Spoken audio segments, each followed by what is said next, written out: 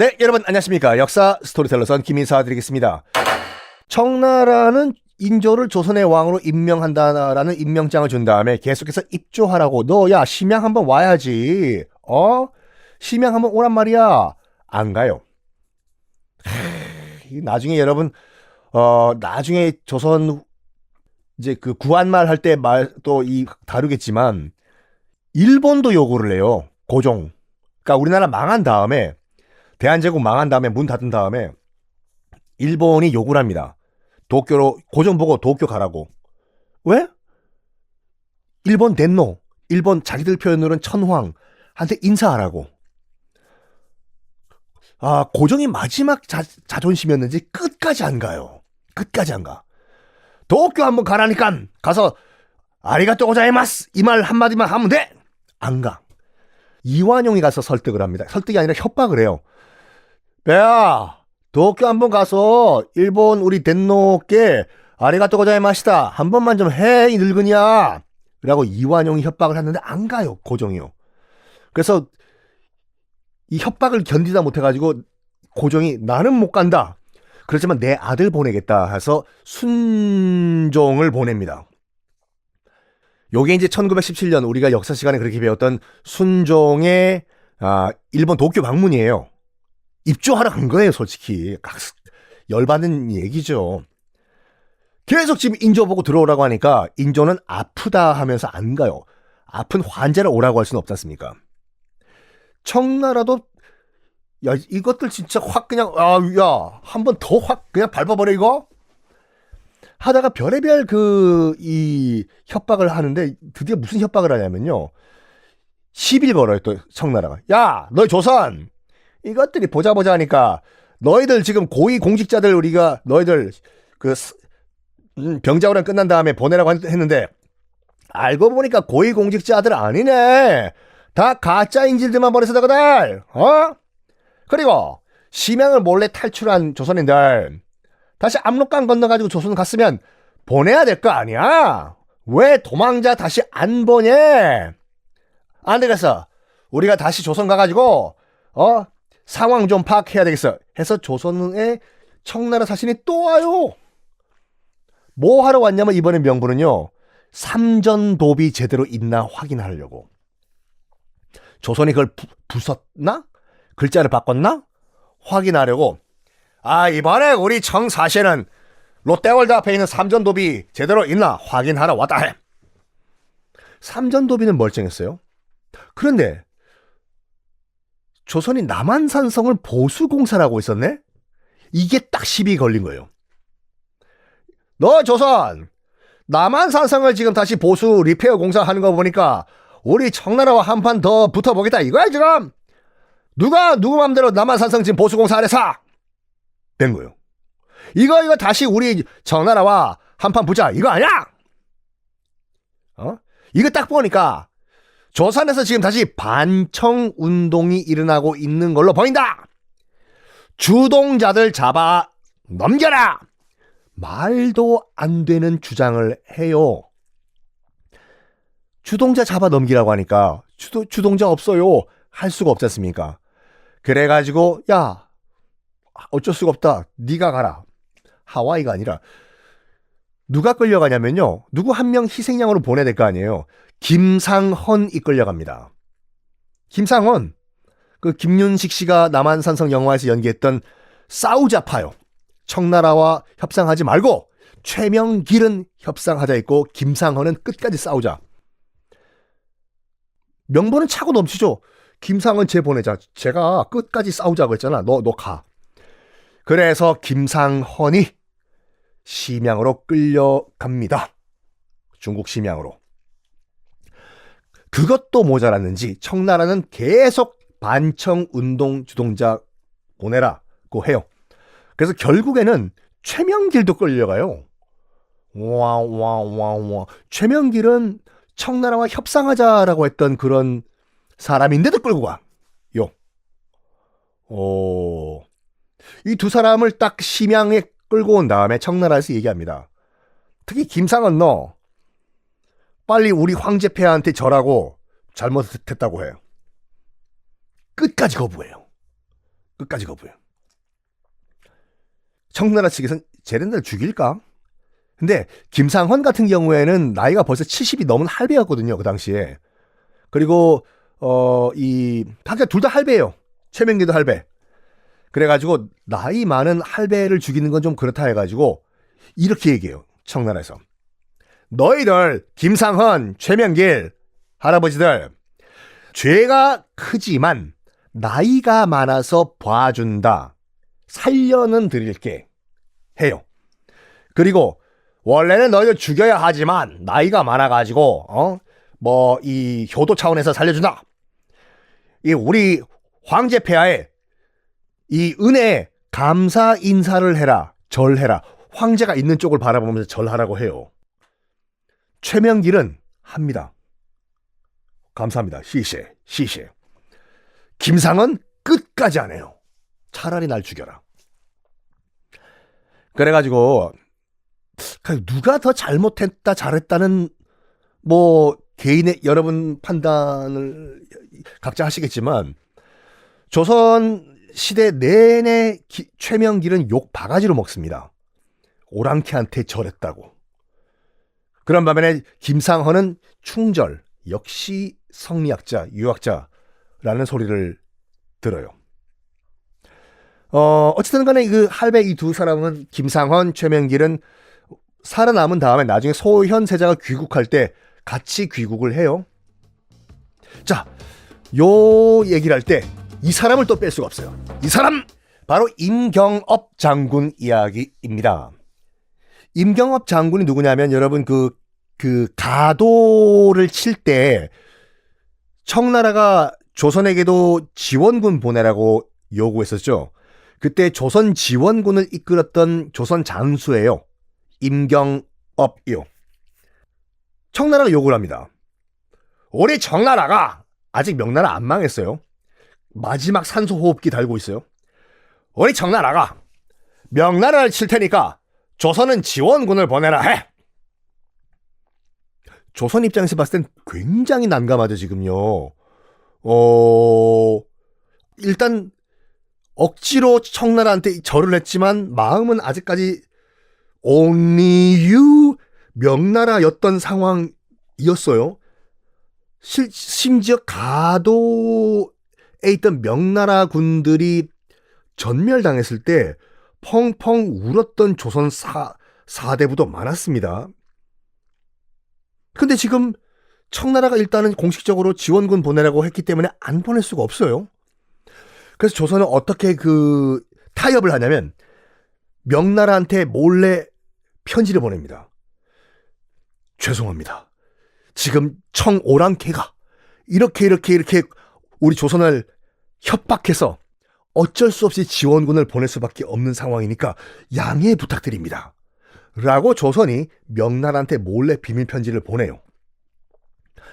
그런 다음에 임경업 장군이 이끄는 지원군을 청나라 쪽으로 보냅니다. 당연히 임경업 장군이 이끌던 조선군도 명나라를 상대로 싸웠어요. 싸웠지만 조선군이 쏘는 화살을 맞으니까 안 죽어. 왜? 조선군이 쏘는 화살에 화살촉이 하나도 없어요. 일부러 그렇게 의리 지킨 거예요. 임경업 장군이 병사들 들어라. 지금 우리가 우리 어버이와 같으신 명나라와 싸워야 되는데 화살촉 다 빼라. 예, 장군. 그래가지고 조선군이 쏘는 화살에는 화살촉이 하나도 없었습니다. 이거를 청나라가 딱 잡아냈네. 이거 뭐냐 해? 조선군이 쏜 화살에 화살촉이 없다 해. 이거 뭐야? 이거 임경업 저 삐삐삐 이 한 거 아니야? 이런 나쁜 놈. 일단 전쟁은 다 끝난 다음에 임경업은 조선으로 돌아와 있던 상태였어요. 청나라가 요구합니다. 야, 임경업 그 나쁜 놈 청나라로 보내라 해. 떼찌 죄를 물어야 되겠다. 벌을 해요. 임경업 잡아와라 시켜요. 임경업 여기서 굉장히 고민을 합니다. 나 끌려가면 죽는 거예요. 지금 청나라예요. 그래가지고 끌려가서 내가 청나라에 가가지고 역적이라는 소리 들으면서 외국 땅에서 죽을 수는 없다 라는 판단을 내려요. 임경업이. 그리고 나무아미타불 관세음보살 아미타보 스님 머리 깎고 스님으로 변장을 한 다음에 명나라로 도망을 갑니다. 명나라로 도망가는 루트가 이제 그 지금 연평도, 백령도 거쳐가지고 명나라로 들어가거든요. 일단 명나라는 받아줘요. 조선의 명장 임경업이 왔다. 고 해가지고. 근데 그때 상황이 명나라는 이제 거의 셀프 멸망하기 카운트다운 3, 2, 1 멸망. 명나라는 멸망하기 직전이었어요. 임경업. 거기서도 머리 굴립니다. 내가 여기 명나라에 있다가 청나라가 여기 베이징을 공격해서 내가 전쟁포로로 또 잡히면은 그땐 진짜 죽는 거다 내가. 그래가지고 임경업이 세기의 대도박을 벌입니다. 뭘 하냐면 스스로 청나라에 가서 항복. 나 내 발로 걸어왔어. 한 번만 봐주시오. 해요. 그래서 일단 청나라도 자기 발로 걸어왔으니까 너 그때 화살첩도 없는 화살 쏘다 해. 미안하오. 아니 입장 바꿔놓고 생각해 보시오. 당신들이 청나라 당신들이 조선이라고 하면 명나라가 그렇게 오랫동안 어버이 국가 했는데 그렇게 하겠어? 내 입장 좀 이해를 좀 해주시오. 청나라도 듣고 보니까 말이 되는 소리지 않습니까? 뭐 그건 그렇다 해. 또 네 발로 걸어왔으니까 일단 너 스탠바이 하고 있어라 해. 해요. 일단 받아줘요. 청나라도 임경업을요. 그때 조선에서 임경업 관련된 역모 사건이 발생을 합니다. 물론 임경업 장군은 억울한 거예요. 자기는 관여를 안 했어요. 하지만 그 역모 사건을 이끌었던 사람이 그거 있잖아요, 여러분들. 야, 너 우리 편으로 붙어라. 너 그 사람 알지? 무슨 장군. 그 사람도 우리 지원해 주기로 했어. 우리 편이야. 이러면 더 있어 보이잖아요. 그냥 얼떨결에 임경업이 그쪽으로 명의만 넘겨준 거예요. 그러니까 조선 측에서도 일단 임경업이 정말로 역모에 가담을 했는지 안 했는지 확인하려면 데려와야 될 거 아닙니까? 그리고 임금 허락도 없이 임경업은 머리 깎고 스님처럼 해서 명나라로 튀어버린 거잖아요. 그래서 조선이 청나라에게 요구합니다. 임경업이라고 우리나라 장수가 거기 지금 있다고 들었는데 청나라에서 지금 역모 사건이 벌어져서 연루가 됐거든요. 그 임경업 좀 조선으로 돌려 보내주시면 안 되겠습니까, 청나라? 결국에는 임경업을 보내요. 청나라가 조선으로 돌아온 임경업. 나는 결백합니다. 억울합니다. 했지만 역모 사건엔 그런 거 없죠. 곤장을 어마무시하게 맞고 곤장 맞다가 죽습니다. 억울하죠? 임경업 장군이요. 그래서 지금도 연평도, 백령도 등에 가시면요. 거기에 지금도 그 민속신앙, 무당들이죠. 무속인들이 모시는 사당의 신이요. 임경업 장군이 거기 신으로 있어요. 보통 억울하게 죽은 사람들을 이 무속인들은 신으로 모시지 않습니까? 단종.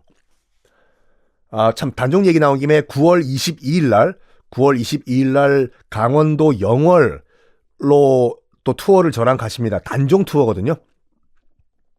단종이 강원도 영월로 유배를 가서 거기서 17살의 꽃다운 나이에 거기서 생을 마감했지 않습니까? 억울하죠? 그래서 그 민간 신앙에 따르면 그 영월에서 죽은 단종이 태백산으로 올라가가지고 산신령이 됐다라는 믿음이 있어요. 억울하게 죽었으니까. 그래서 그 동네에 가면은 또 단종을 신으로 모셔요. 그리고 남이 장군도 억울하게 죽었거든요. 남이 장군을 또 모시는 무속인도 많습니다. 여기 연평도 백령도, 그러니까 임경업 장군이 머리 깎고 명나라로 가는 길에 들렸던 섬에는 무속인들이 임경업 장군을 신으로 모시고 있습니다. 자, 이제 또 누구 얘기를 해야 되냐? 바로 소현세자 이야기를 안 할 수가 없겠죠. 끌려갔습니다. 소현세자와 복림대군 두 형제 심양으로 끌려가요. 끌려갔을 때도 그렇게 당당했다고 하죠.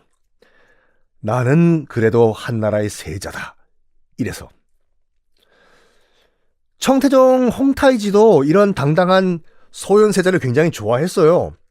그래서 이제 청나라 측의 기록을 보면요, 청태종 홍타이지가 그 심양고궁, 자기의 궁이죠, 거기에 불러가지고 소현세자 들어오라고 해라 해.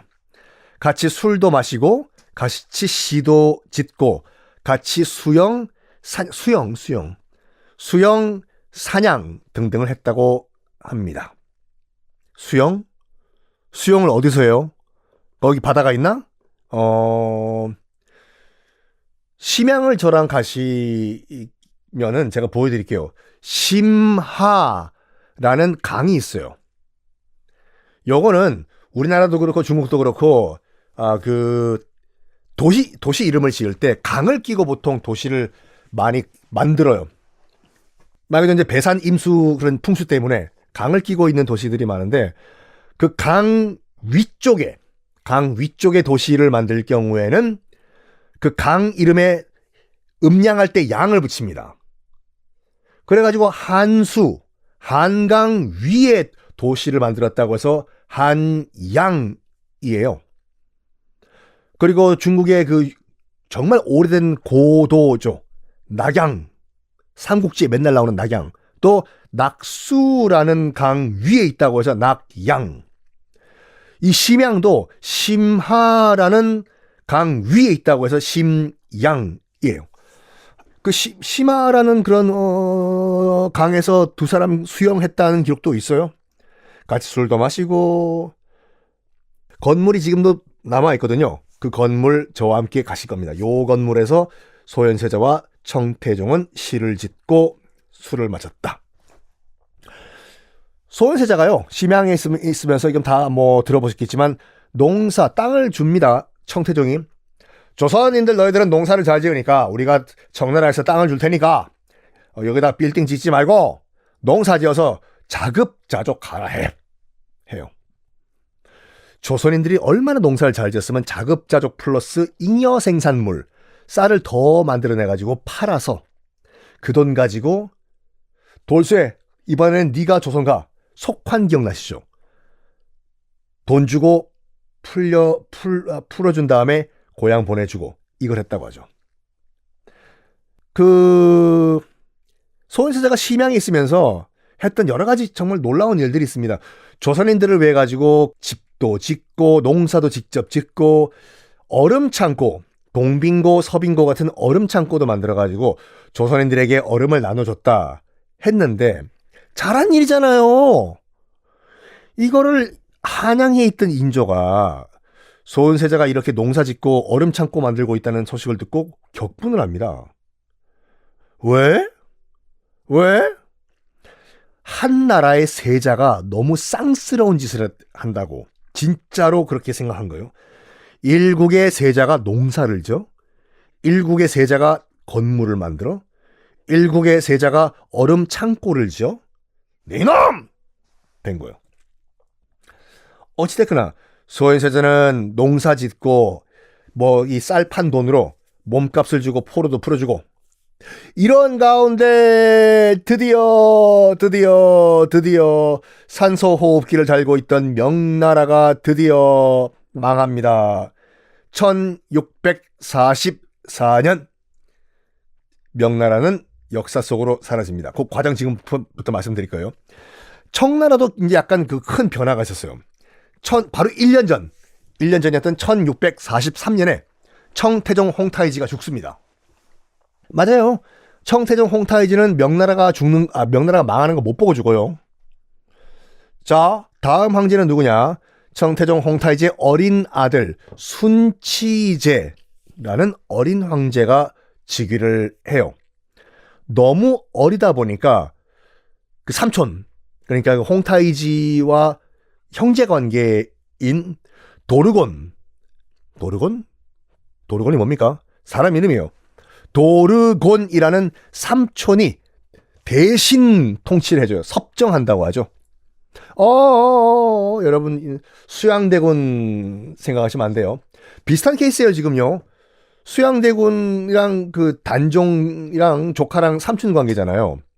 요 지금 청나라도 순치제라는 어린 황제와 도르곤도 조카 삼촌 관계거든요. 수양대군과는 달랐습니다. 어떻게 달랐냐? 아유, 다음 시간에 공개할게요.